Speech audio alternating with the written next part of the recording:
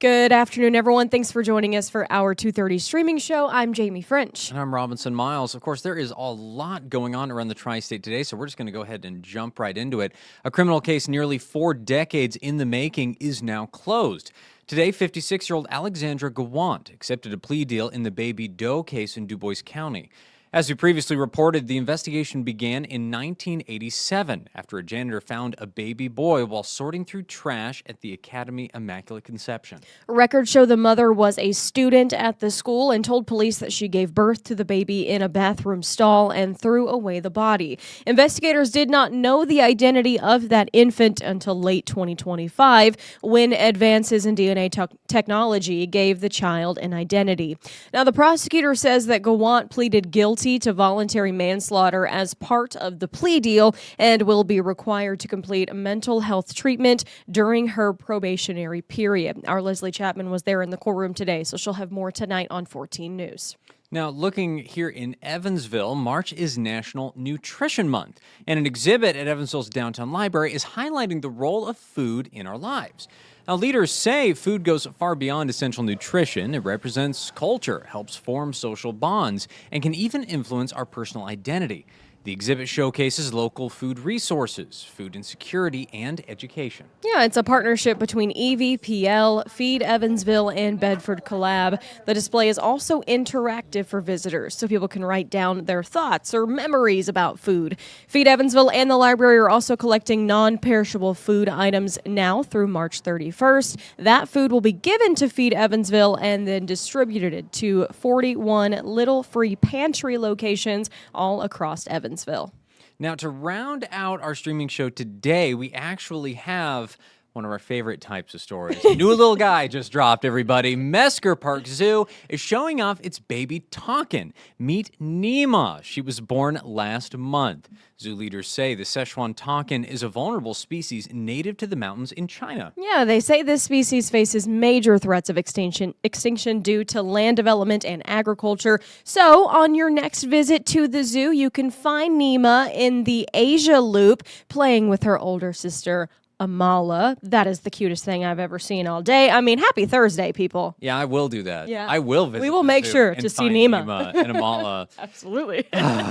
We're almost to Friday, and that helps. Yes. All right. Well, of course, anyone who spent any time outside, there is a lot of stuff to grab your attention out there, from the rain to the temperature. And so we're going to hand things off to someone who knows a whole lot more about that than us. But of course, be sure to circle back for 14 News at 4, 5, 6, and 10. All right. We will turn you over to meteorologist Arden Gregory right after the break.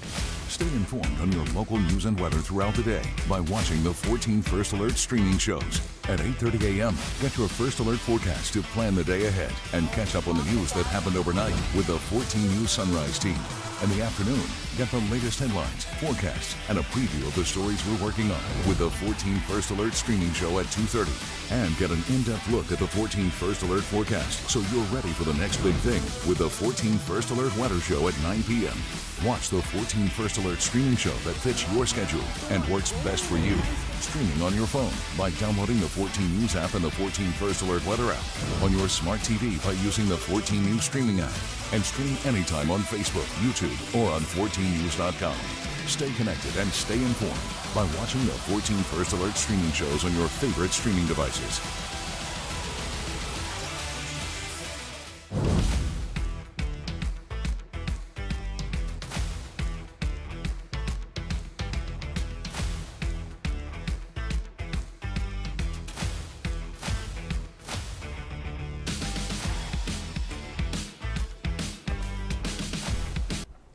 Good afternoon. I'm 14 First Alert meteorologist Arden Gregory. This is a live look at the Owensboro riverfront now. Cloudy skies overhead, currently pretty dry. We have had a lot of rain today, especially this morning, but many of those showers have since moved out. We'll continue to see rain tapering off with fairly mild temperatures as we go through the rest of this evening. Looking ahead to tomorrow, mainly dry and very warm. I think we're going to set a new record tomorrow with highs nearing 80.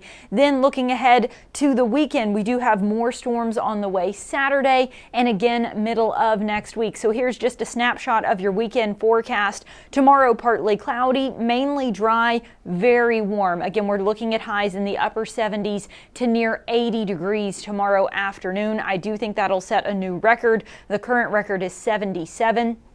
Saturday is a first alert weather day, rain and a few thunderstorms likely. We may even get an isolated strong to severe storm capable of producing some damaging wind gusts or maybe some hail. Then behind that cold front, we cool down just a bit on Sunday, but still very mild for this time of year with highs in the low to mid 60s. Now let's start with the rain chances. Right now we do have mainly dry skies. We had thunderstorms and heavy rain pushing through the tri-state this morning. Then that widespread rain really moved out right around lunchtime, and now there are a few very spotty showers out there, mainly over Hancock and Perry counties, but most of the tri-state is dry, and I think that's the trend we'll see through the rest of this afternoon and evening. A stray shower or maybe even a thunderstorm can't be ruled out, but it'll be very spotty. Many of us will be dry through the rest of the day today, and those rain chances taper off even more then as we head into Friday. Friday, we may catch a stray shower at some point in the day, but most of us will probably stay dry. Much of the day on Friday looks partly cloudy, dry, and very warm. We've got this warm air just pumping in from the south-southwest, and like I said, I do think we will see a new record high temperature set tomorrow. Now let's move into Saturday. That's where things start to get interesting again. We've got a cold front coming in from the west-northwest, and it brings with it a line of showers and storms Saturday morning up through about lunchtime. So if we're going to get any thunderstorms or severe weather on Saturday, it would most likely be Saturday morning. Then by about the lunch hour, those storms start to push off to the east, and Saturday afternoon then is trending mostly dry, although we may still see a stray shower up through Saturday night. Then our skies really start to clear some as we get into Sunday, and I actually think Sunday will probably be dry and we'll even see some sunshine. As for the thunderstorm chances, really the risk of severe storms is primarily off to our east through the rest of today. Again, we had those thunderstorms earlier this morning that have now pushed to the east. An isolated kind of general run-of-the-mill thunderstorm can't be ruled out, but overall our rain chances in general are pretty spotty through the rest of the day today. Tomorrow looks mostly dry. There will be some severe weather off to our west tomorrow, but that will not impact the tri-state. I know that level 1 risk kind of comes right up to us, especially our Illinois counties, but I really think Friday is probably going to be mainly dry, and our thunderstorm chances really don't kick in until Saturday morning. The problem with these is that they go all the way up until the next morning. So this outlook for Friday really goes all the way up until like 7 a.m. on Saturday, because it includes all of Friday night. So that level 1 risk in Illinois, that's for that chance of storms early Saturday morning, like 5-6 a.m. It's not really a risk of thunderstorms for Friday. Again, Friday looks mainly dry. And then as that cold front comes in, the entire tri-state sitting at a level 1 risk for an isolated strong to severe storm on Saturday. So most of what we're going to see on Saturday morning is going to be just rain and kind of general run-of-the-mill thunderstorms. But an isolated strong or even severe storm is possible. The primary concern is that these storms may be capable of producing an isolated damaging wind gust, but a little bit of hail is also possible. This time of year with temperatures nearing 80 on Friday, I wouldn't totally rule out the possibility of even a brief tornado Saturday morning, but the chances of that are very slim. Overall, this will be mainly just general run-of-the-mill thunderstorms, maybe an isolated damaging wind gust. As far as how much rain we're going to get, again, our rain chances for the rest of today are pretty isolated. Most of this rain will fall Saturday morning, and in total, most of us will probably pick up another ½ inch to an inch of rain. Some isolated higher totals are possible, but I'd say a ½ inch to an inch is a pretty good bet for most of us Saturday morning. And again, this does not include the additional rain and thunderstorm chances we have middle of next week. Let's check in on the comments real quick. Yes, Dawn talking about that last news story, that new animal at the zoo, very cute.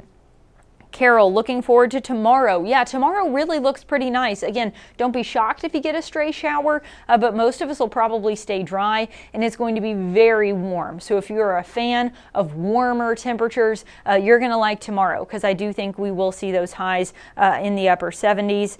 And then Zach asking about severe weather outbreaks next week. Outbreak is a strong word to use, Zach. I am not going to be throwing the word outbreak around here, but we do have a chance of storms as we get into next week, and we'll talk more about that in just a second. First, I do want to mention the fact that we may deal with some river flooding as we go through the next little bit here.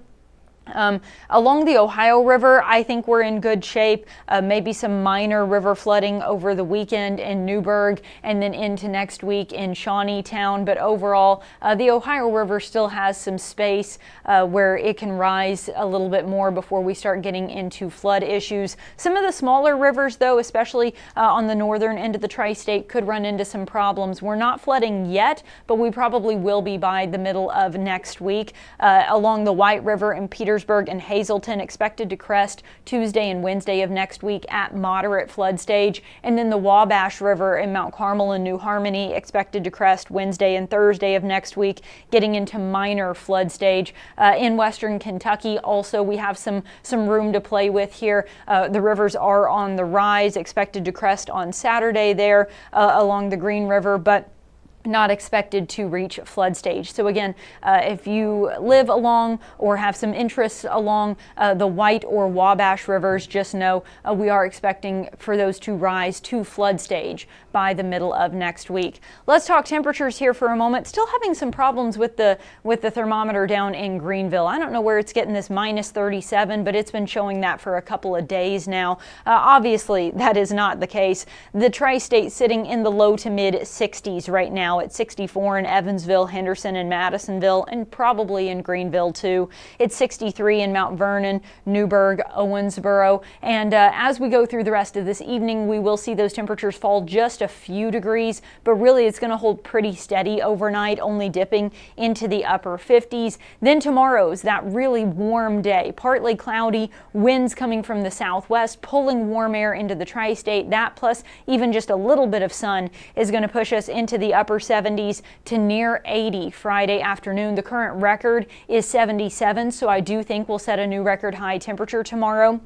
We have the cold front moving through on Saturday, bringing us another chance of storms. That'll be followed by a brief cool down Sunday, but still, even with that cool down, we're still running warmer than average for this time of year. Our normal highs this time of year would be in the low to mid 50s. Instead, we're still going to be about 10 degrees warmer than normal in the low to mid 60s Sunday, and even that cool down doesn't last very long. We warm right back up into the 70s as we get into Monday and Tuesday, but you will notice we do have another round of thunderstorm chances as we get into the middle of next week, Tuesday into Wednesday in particular. So Saturday, we've got that chance of storms mainly in the morning. Then really our next best chance of rain is going to be on Wednesday, although some storms possible Tuesday too. So let's take a look at that.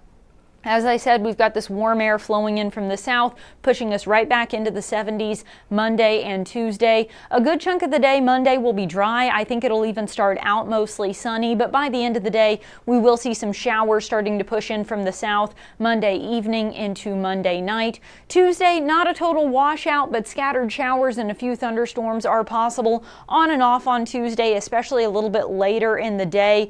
Wednesday looks like our best chance of rain, though. That's when this cold front's going to come in from the northwest, and it brings with it a chance of heavy rain and thunderstorms on Wednesday. And then as that pushes out, notice we dry things out by Thursday, but colder air will come in from the north and kind of put us back to normal for this time of year. I mentioned our normal highs would be in the low to mid 50s. I think we're headed for the 50s by the end of this next week.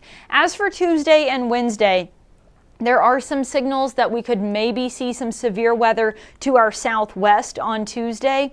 Whether or not those storms would then potentially be severe for us on Wednesday, a little bit uncertain. So we've been batting around the idea of an alert day Tuesday or Wednesday of next week, but there's still some uncertainty about whether or not severe weather would actually come together, and if so, what the timing would look like. Would Tuesday or Wednesday be the bigger threat there? Wednesday's the better chance for widespread rain, but if we do see rain on Tuesday, could that be the greater severe threat? Things like that are what we're discussing in-house within the First Alert Weather Team. So just know we are watching Tuesday and Wednesday. We've talked about a First Alert Weather Day. There's just so much uncertainty still left there. So as we get a clearer picture of how we actually think Tuesday and Wednesday of next week will play out, we may end up adding First Alert Weather Days if it seems like there is a severe threat there. So that's just something we're monitoring right now. It looks like it'll be mainly rain with a few, general run-of-the-mill thunderstorms, but I wouldn't rule out the possibility of severe weather just yet. So that's something we are watching. Right now, our only First Alert Weather Day is on Saturday for that risk of thunderstorms Saturday morning along that cold front. It's just going to be so warm on Friday that that really kind of primes the atmosphere. I don't think we'll have widespread severe weather on Saturday, but certainly coming off of a day where our highs are near 80, an isolated strong to severe storm, especially with some gusty winds, certainly a possibility on Saturday. Jeff Miller has 1.3 inches of rain in his gauge in Sava, which makes 1.7 total. Yeah, it has been very rainy for many of us over the past couple of days. We had rain yesterday morning and then again some heavy rain overnight and into this morning. So we are getting kind of a lull in the action with those rain chances becoming more isolated tonight. Tomorrow, maybe a stray shower, but mostly dry. Really, tomorrow, the main impact is it's going to be just so much warmer than you would expect for early to mid-March, a time of year where you typically still need a jacket. Instead, we're going to be flirting with 80 tomorrow. We do have that alert day for some storms Saturday morning. Cooler, but still really mild on Sunday. Sunday looks really nice again. Then those rain chances pick back up late in the day Monday. Scattered showers and storms possible Tuesday with a more widespread chance on Wednesday.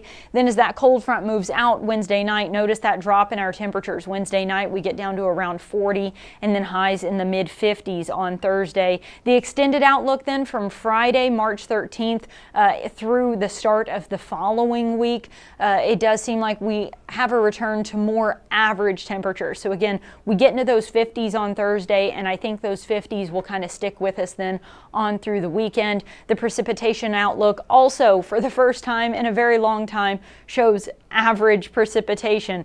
We've been talking about above average precipitation for a long time now, as we've been stuck in this just kind of warm, rainy pattern where day after day we're talking about our next rain chance, our next rain chance, our next rain chance. And that's still going to be the case through the next few days. It's still very warm. We still have a few more rain chances, again, mainly Saturday and again Tuesday, Wednesday of next week. But I think that cold front moving through Wednesday is what's going to finally bust us out of this pattern, where we see our temperatures getting back to normal. We break free of this very rainy weather pattern. Not saying we won't have any rain chances then moving forward, but it just seems like we're going to kind of get back to more typical mid-March weather. Not so rainy, not so warm, just partly cloudy and 50s is kind of what I would think we see for a good chunk of the end of next week. All right, I'm not seeing any other questions in the comments, so I'm going to go ahead and wrap this up. Meteorologist Michael Fecka is in there working on your forecast right now. He'll have an updated look for you on 14 News tonight at 4, 5, 6, and 10, and another streaming show tonight at 9. So I hope you'll join him for those then. All right, have a great rest of your day.